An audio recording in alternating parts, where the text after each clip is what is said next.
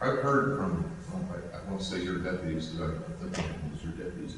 I've heard from some of the deputies in the department that you were certainly, that those allegations are certainly wrong, that you're well qualified in the budget, and that they were also qualified in the budget and would be happy to work with you. But it kind of occurs to me that, you know, a $2 or $3 million budget, how deep are we and how much are we going to pay for the sex anyway?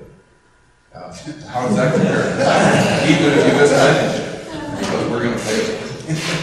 That I can't comment.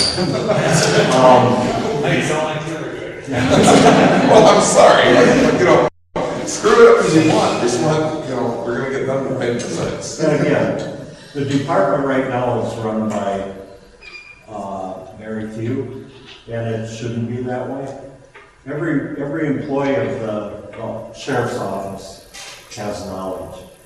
Every employee, and I think if we work together, we can, you know, get input from everybody, and we can, you know, ways that I wouldn't be able to find to maybe cut some waste, somebody else might have ideas. They might see things. One person can't see everything and know everything. When we have, like I said before, we have a lot of good employees, very intelligent, hardworking employees that have a lot of experience. I have 31 years experience with the department, but you know, you add everybody else's, what's we've got what, 2 guys that have been there maybe about a year now, year and a half, as part-time, pretty full-time, but part-time employees. But otherwise, everybody's got, you know, 3, 4, 5 years minimum on the department, and a lot of 15, 20 years experience there. So people know what needs to be done there. And we need to work as a team to get the job done. Being sheriff is not a person that is going to sit there and tell everybody what to do and how to do their job. Being sheriff is being a leader and guiding everybody, taking ideas and going with them. I got 2 questions.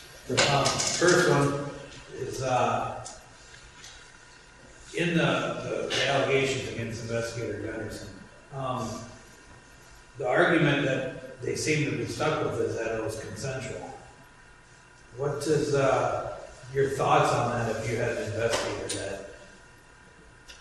was involved in this type of activity?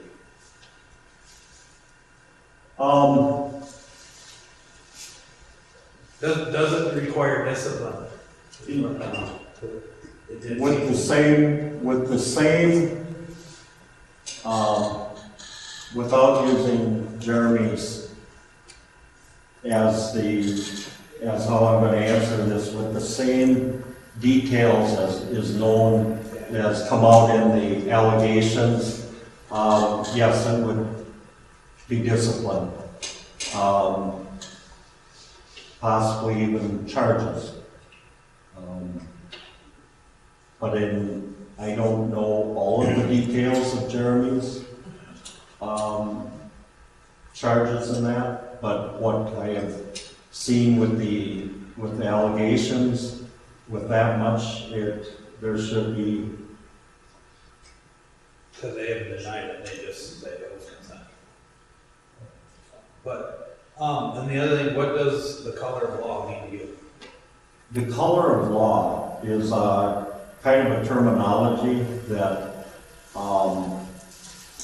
as a police officer, and I don't even have to be in uniform, okay? If somebody knows that I'm a police officer, I can influence that person by, you know, because I have authority as a police officer. And I can stand on Main Street up here, and if somebody drives by and they're tearing around with their car, and they look over and see me in plain clothes, they know I'm a police officer, I can point my finger at them and they'll slow down. That's using the color of the law.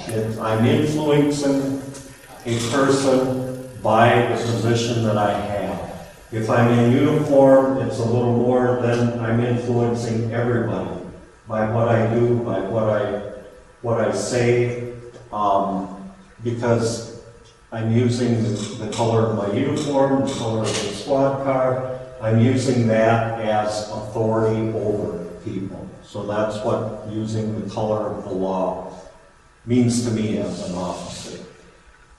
I cannot abuse that authority. When I abuse it, then I'm abusing the color of the law. You know, getting back to like everything, I don't know how to work, you know, and for your sheriff's department, whether you get allocated that $1 but year to year, you really sign up for, you know, quite a while. Could you two explain how that works between working with somebody like you and somebody like you as a sheriff? Do you have to come to, you know, somebody like Gary when he was down there to get your money, or is there a certain amount of money allocated, and or how does that work? Maybe one of you explain. Yeah, I probably could, if you want to. Yeah. And first of all, it's kind of set by the commissioners within the county. They look at the overall picture, the global picture of each department within the county. And they've got a goal in mind of what they want to set. So when you read about tax levies, the commissioners are saying, we don't want the total county tax levy to go over 5% increase, okay? So then it goes back to each department, and you look at what you've had your prior years for a budget, and if you think that you can live within 1% of a tax levy increase, we don't care about the other 4%. Then that could go to the sheriff's department or court administrator or whoever it goes to. The bottom line is the commissioners are going to say, no, you're coming in too high, you know, and you got to go back and do some cutting and do some renegotiation with your staff. Maybe you don't get a new police car, you know. I maybe wouldn't get a new social worker, whatever it may be. It has to be negotiated and go back. But the bottom line is the commissioners are going to tell you what you're going to get. And a lot of that's from what they're going to get from the state. Absolutely. On the total tax. It's kind of like the schools, you know. The school couldn't set their budget until we had an indication of what the state was going to send out to the school.